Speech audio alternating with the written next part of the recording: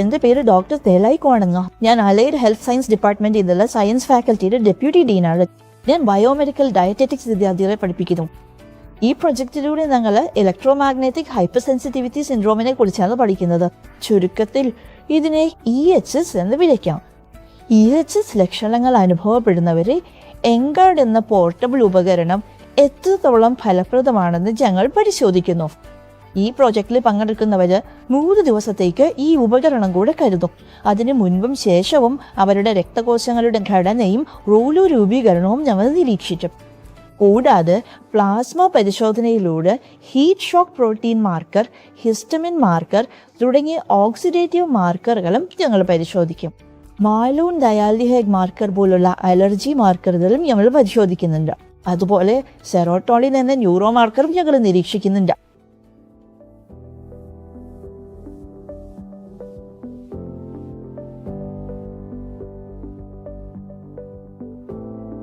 അമിതമായ ഇലക്ട്രോമാഗ്നറ്റിക് തരംഗങ്ങൾ ഏൽക്കുന്നത് രക്തകോശങ്ങളുടെ ഘടനയിൽ മാറ്റങ്ങൾ വരുത്താൻ കാരണമാകും. ഇത് രക്തകോശങ്ങൾ ഒട്ടിപ്പിടിക്കുന്ന റൂളോ രൂപീകരണത്തിലേക്ക് നയിക്കുന്നു. രക്തത്തിൽ റൂളോ രൂപപ്പെട്ടാൽ ശരീരകോശങ്ങളിലേക്കുള്ള ഓക്സിജൻ വിതരണം കാര്യമായി തടസ്സപ്പെടുകയും അത് നമ്മുടെ ശരീരത്തിലെ സൂക്ഷ്മ രക്തക്കുഴലുകളിലെ രക്തസംക്രമണത്തെ വളരെ ദോഷകരമായി ബാധിക്കുകയും ചെയ്യും. രക്തചംക്രമണം തടസ്സപ്പെടുന്നത് EHS അഥവാ ഇലക്ട്രോമാഗ്നറ്റിക് ഹൈപ്പർ സെൻസിറ്റിവിറ്റി സിൻഡ്രോമുമായി ബന്ധപ്പെട്ട ഗുരുതരമായ പലതരത്തിലുള്ള ശാരീരിക അസ്വസ്ഥതകൾക്കും ആരോഗ്യ പ്രശ്നങ്ങൾക്കും കാരണമായേക്കാം.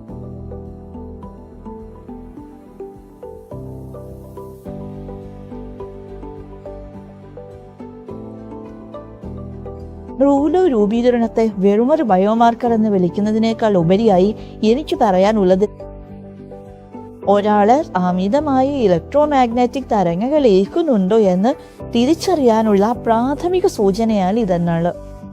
നമ്മുടെ സാധാരണ ചുവന്ന രക്താണുക്കൾക്ക് ചുറ്റും നെഗറ്റീവ് ചാർജുകൾ ഉണ്ടായിരിക്കും. എന്നാൽ അമിതമായി ഇലക്ട്രോമാഗ്നറ്റിക് തരംഗങ്ങൾ ഏൽക്കുമ്പോൾ ഈ ചാർജുകൾ കുറയാൻ സാധ്യതയുണ്ട്.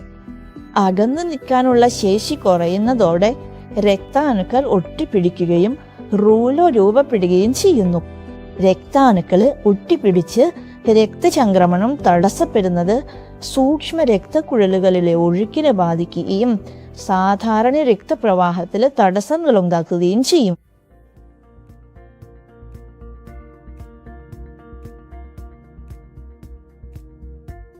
വെറും 3 ദിവസത്തെ നിരീക്ഷണത്തിലെ 70.3% ആളുകളും തങ്ങളുടെ അസ്വസ്ഥതകളിൽ വലിയ കുറവുണ്ടായതായി അറിയിച്ചു. രക്താണുക്കൾ ഒട്ടിപ്പിടിക്കുന്നത് 50.7% കുറഞ്ഞതായും ഞങ്ങൾ കണ്ടെത്തി. ഇത് രക്തപ്രവാഹം സുഗമമാക്കാനും കോശങ്ങളിലേക്ക് ഓക്സിജനും പോഷകങ്ങളും കൃത്യമായി എത്തിക്കാനും സഹായിക്കുന്നു.